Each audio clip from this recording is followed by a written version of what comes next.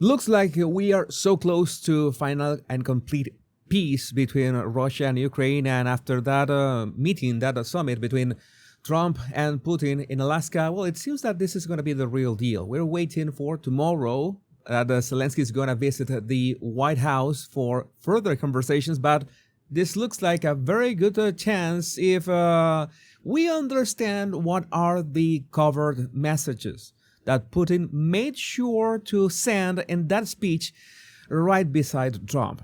It was a written speech. He chose very careful words, and to my understanding, the translation was really true to his original words in Russian. So there are three main topics that we are going to analyze here. First, what he calls the root of the conflict, which is the main thing to be solved, so they can reach a complete peace. The second one is, well, what is Trump's role or actual role in this exchange? And two words that Putin said at the end that are critical to understand these dynamics, especially the dynamics between Trump and Putin. The first part, so it's about the root causes of the conflict. I have some conflict with my headphones right now. And this is the part, this is a specific section in which he addresses that topic. We see the strive of the administration and President Trump personally to help facilitate the resolution of the Ukrainian conflict. And his strive to get to the crux of the matter, to understand this history, is precious. Notice that he is addressing the main root of the conflict, which is the words that he's about to say, but he makes sure to put Trump as in Trump is the one that is capable of making this happen, because it's obvious that Russia and Ukraine by themselves cannot do this.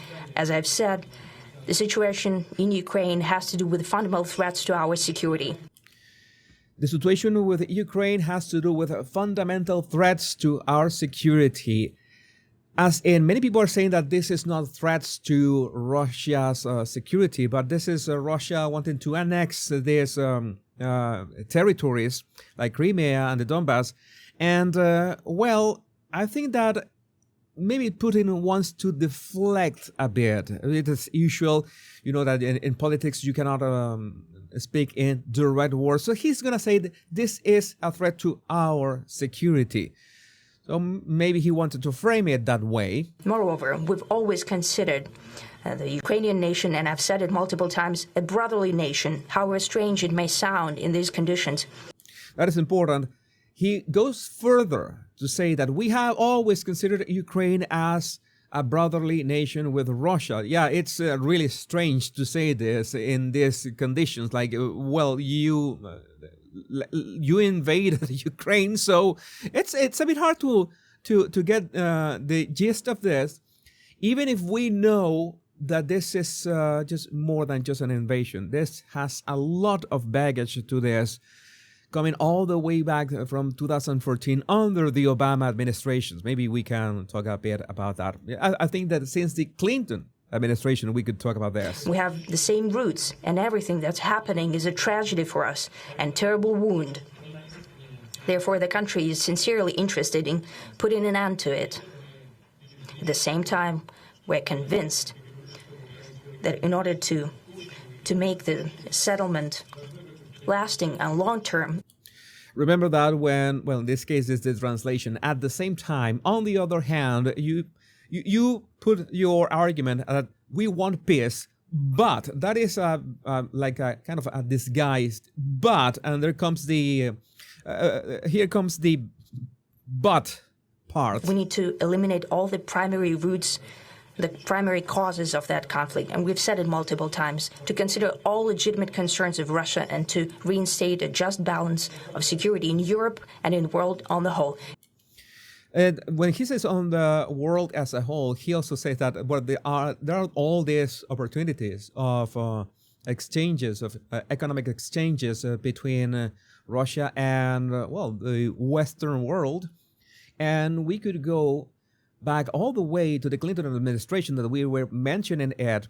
in which there was this request for Russia to join NATO. And Bill Clinton said, hey, you know what? I need to think about that. I need to talk to my handlers. And Clinton came back saying, how about no? And that was maybe the start of certain frictions that then Obama, for some reason, dismissed in 2014. Well, this, as I'm telling you, this is a very rich history, very complex topic.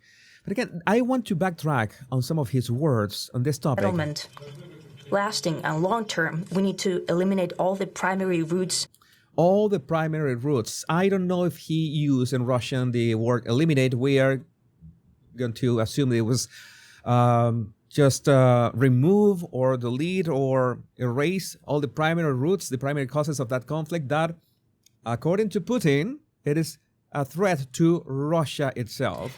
The primary causes of that conflict, and we've said it multiple times, to consider all legitimate concerns of Russia and to reinstate a just balance of security in Europe and in the world on the whole. And I agree with President Trump, as he has said today, that naturally the security of Ukraine should be ensured as well.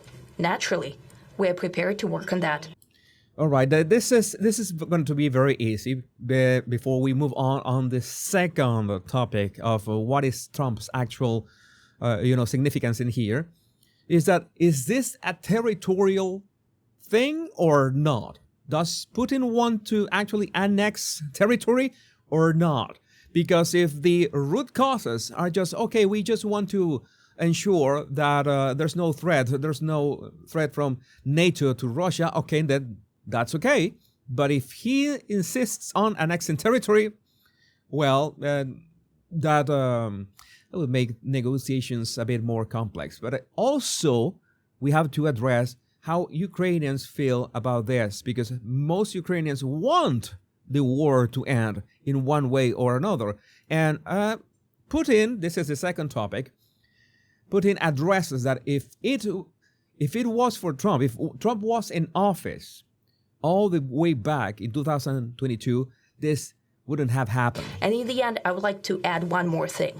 I'd like to remind you that in 2022, during the last contact with the previous administration, I tried to convince my previous American colleague that the situation should not be brought to the point of no return when it would come to hostilities. And I said it quite directly back then that it's a big mistake. Today, when President Trump saying that if he was the president back then, there will be no war. And I'm quite sure that it would indeed be so. I can confirm that. So Putin confirms that if it was for Trump, if Trump had been in office in 2022, the war would not have happened. There's many things about this. Many people, this destroys the narrative of many people that Trump is somehow a puppet of Russia, Putin's puppet.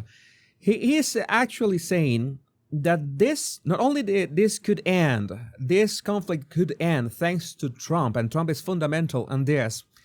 And Trump is not the person. Trump is the United States, like, of course, led by the Trump administration in this case, not by the former administrations. He doesn't mention Biden directly. But this is the moment in which he acknowledges that none of this had happened, and this is what many people think. I think this as well. We all know how much Trump despises war and engaging in conflicts and unnecessary conflicts, unnecessary death. He is a businessman. There could be no business if there's an ongoing war anywhere. You cannot do business like that. So the way to prosper is through business, and business can only thrive in peace. So it would be logical that he wants all the world to do business with each other, and that's why, well, peace is the only way to reach that very rich exchange. So I think this was very explicit because Putin says this 3 times.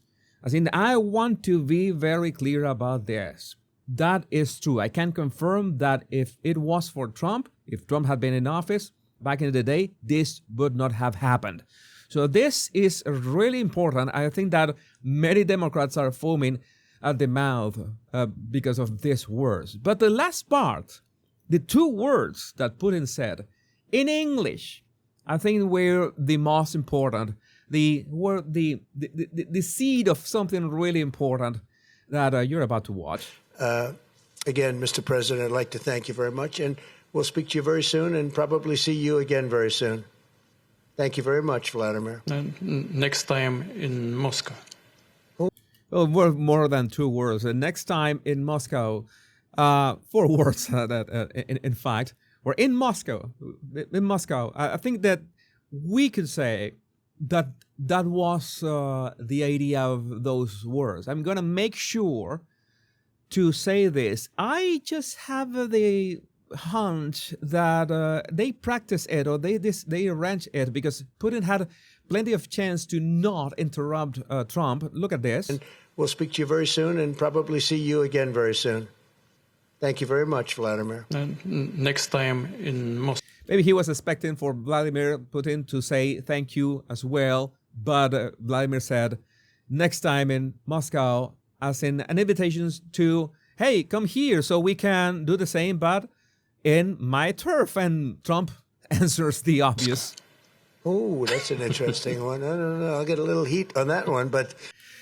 He says, I don't know. I noticed that there was a bit of a body language in there in which Trump answers with pressing his lips and his jaw, as in, oh, right, I didn't expect that. So maybe, no, they didn't rehearse that. He was not expecting it. But that was an invitation, an interesting invitation. So let's see what happens on Monday when Zelensky visits the White House. This is Jesus Enrique Rosas, the body language guy. Much love and bliss.